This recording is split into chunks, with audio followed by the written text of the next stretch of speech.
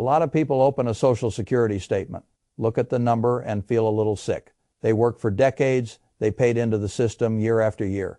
Then they finally look at the estimate and think, is that really all I get? I understand that reaction. Social Security is one of the most important pieces of retirement income most people will ever have. It is one of the few sources of income that is designed to keep showing up for life.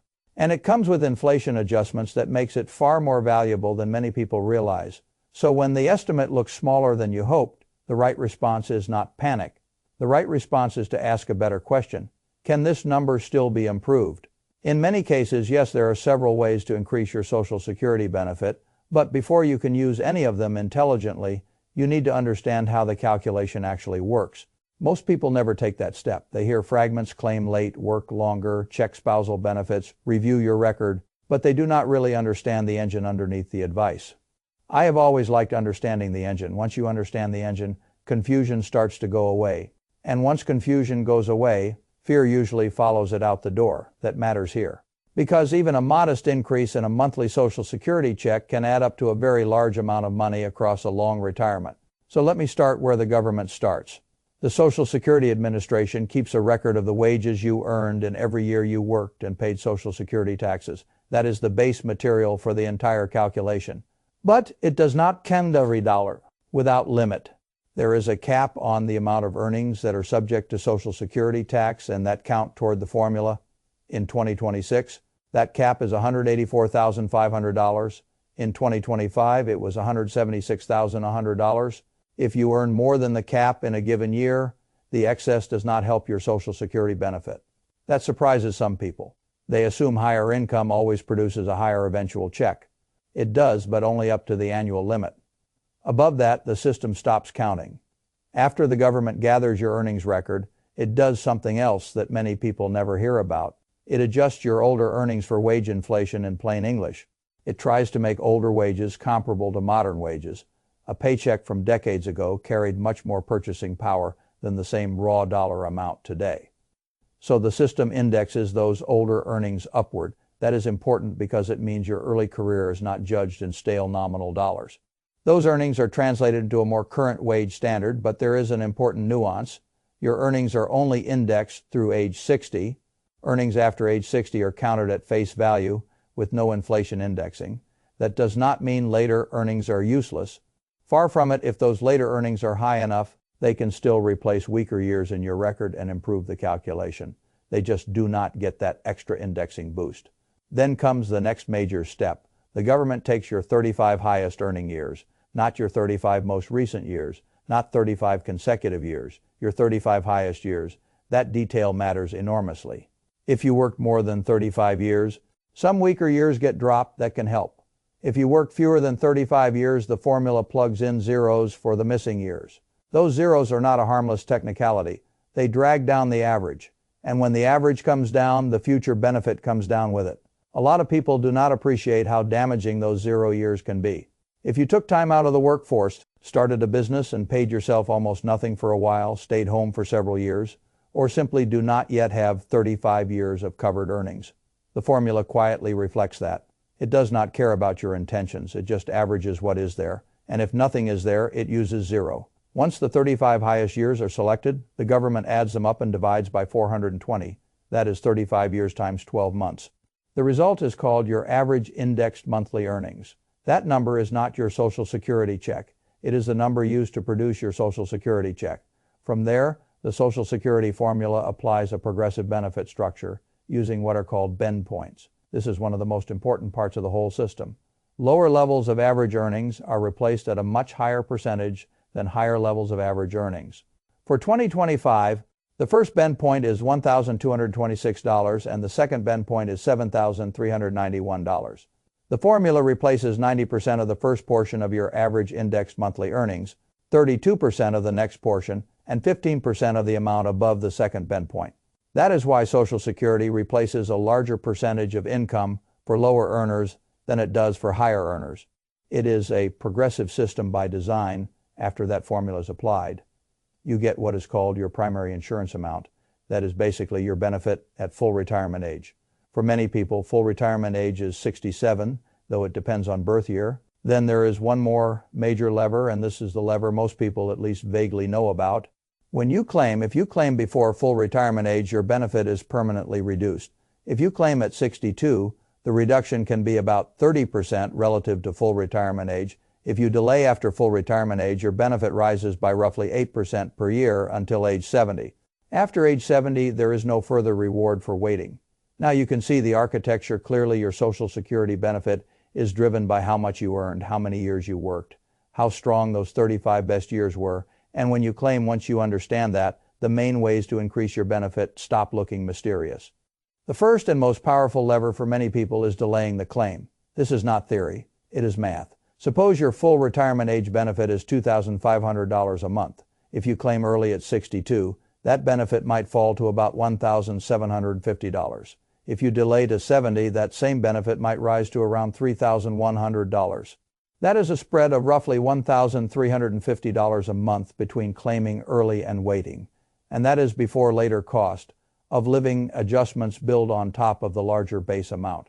That is why I have always respected delay as a serious option. You are not just getting a little more for a little while, you are locking in a larger inflation, adjusted check for life.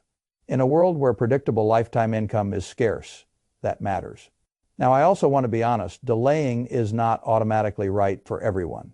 If your health is poor, if you genuinely need the income.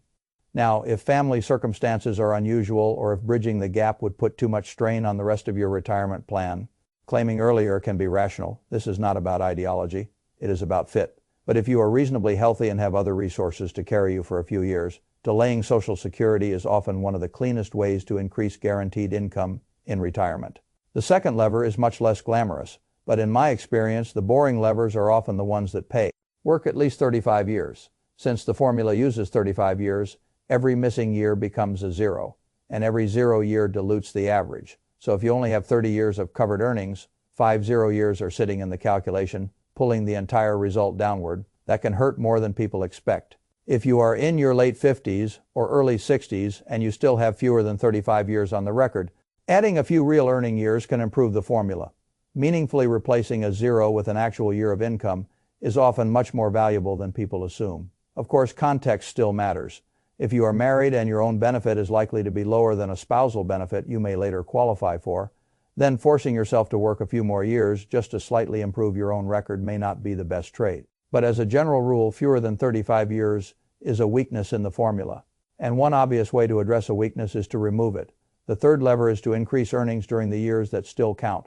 That sounds obvious. And it is obvious, but there is more going on here than people think.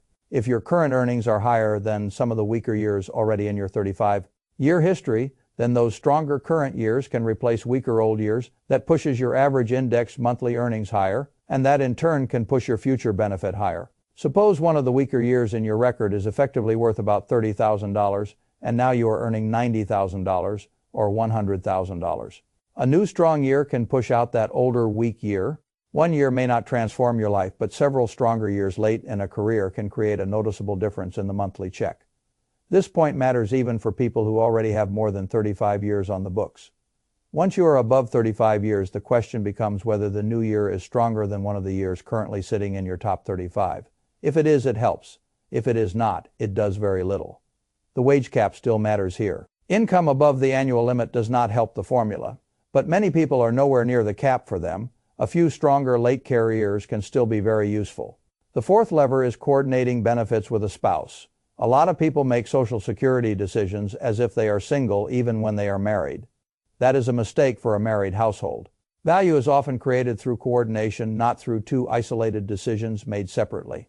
If one spouse earns substantially more than the other, the lower earning spouse may qualify for a spousal benefit worth up to 50% of the higher earner's primary insurance amount. But that full 50% typically requires waiting until full retirement age, claim earlier, and the spousal benefit is reduced. Then there is the survivor side of the equation, and this is where the planning becomes much more serious. When one spouse dies, the survivor keeps the higher of the two benefits, not both, the higher one. That means the higher earner's claiming decision can shape the surviving spouse's income for the rest of that spouse's life. If the higher earner delays and locks in a larger benefit, That larger amount can later become the survivor benefit. In many situations, that makes delaying especially attractive for the higher earner. A bigger check is not just about that one person. It can be a form of long-term protection for the spouse who is more likely to live longer. Meanwhile, the lower earner may decide to claim earlier, which brings some income into the household, while the higher earner delays. That is not the correct answer in every case. There are situations where both spouses may want to delay, especially if tax planning, Roth conversions, or other retirement goals point that way. Health matters. The age difference between spouses matters. Other savings matter. Longevity assumptions matter. But the central point is simple. If you are married, do not make a Social Security decision one statement at a time. Make it as a household plan. The fifth lever is the least exciting, but sometimes the cheapest money in the whole system comes from simply correcting a mistake. Check your earnings record.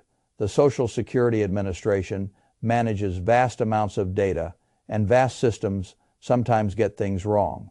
If one of your higher earning years is missing, understated, or mismatched, your benefit can be lower than it should be.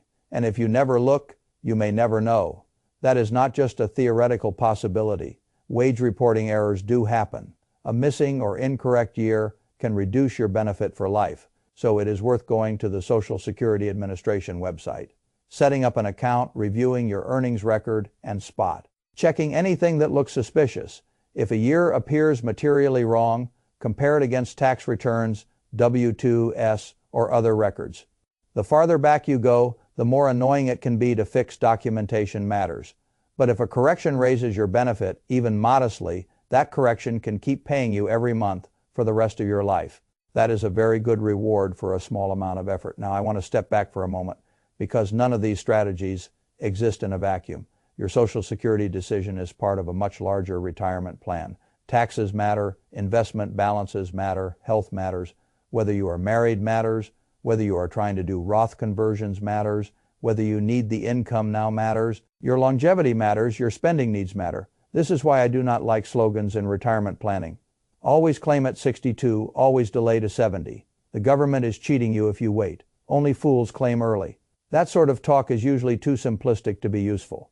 It sounds strong, it sounds certain, but most of the time it ignores the actual numbers. One size fits. All advice feels satisfying because it removes the burden of thinking. But retirement planning is not improved by slogans. It is improved by arithmetic, context, and honesty. If both spouses are in poor health, claiming earlier may make complete sense. If the household has strong assets, long life expectancy, and a desire for stronger, durable late life income, delaying may be far more attractive. If one spouse has a weak earning record but the household can lean on a stronger spousal or survivor structure, that changes the calculation again. So the real goal is not to memorize 5 tricks and apply them blindly. The real goal is to understand what actually increases the benefit, then figure out which levers apply to your life. Maybe your biggest lever is delay, maybe your biggest lever is replacing 0 years, maybe your biggest lever is working a few higher income years late in your career, maybe your biggest lever is coordinating with a spouse instead of thinking like an individual. Maybe your biggest lever is discovering that the record itself is wrong. But whatever the answer is, it becomes much easier to see once you understand the formula. That is what matters here. Do not underestimate Social Security because it feels ordinary. Ordinary-looking income streams can be extraordinarily valuable when they are guaranteed, inflation-adjusted, and designed to pay for life. A stronger Social Security benefit reduces pressure on the rest of your portfolio. It can reduce how much you need to withdraw from investments during bad markets. It can protect the surviving spouse. It can give you more confidence to spend because this income is not depending on the stock market to cooperate next year. And the important thing is that many people still have more control over that number than they think. So if you looked at your statement and felt disappointed, do not stop at disappointment. Ask better questions. Have I worked 35 years yet? Do I have 0 years or weak years that can still be replaced? Would a few stronger earning years help? Am I making a claiming decision based on arithmetic or emotion? If I am married, have I actually looked at this as a couple instead of as an individual? And have I checked whether the earnings record itself is even right? Those are much better questions than simply staring at the estimate and feeling helpless. The people who do best in retirement are usually not the people who know the most slogans. They are the people who understand the few important levers that matter and use them deliberately. Social Security is one of those levers. Not the only one, but a very important one. If you can increase a benefit that is built to pay you for life and keep up, at least partly. With inflation, you are not just improving a government check, you are strengthening the floor under your retirement, and when the floor is stronger, everything else gets easier. You sleep better, you force your portfolio to do less heavy lifting. You reduce the danger of making bad decisions under pressure later. You create more room for error. That is what sensible planning is about. Not chasing a perfect rule, not pretending there is one magical claiming age for every human being. Not accepting a weak outcome just because the estimate arrived in the mail. It is about understanding the rules better than the average person. Identifying where the value is and acting before the opportunity passes. That is how a disappointing estimate becomes a better lifetime result.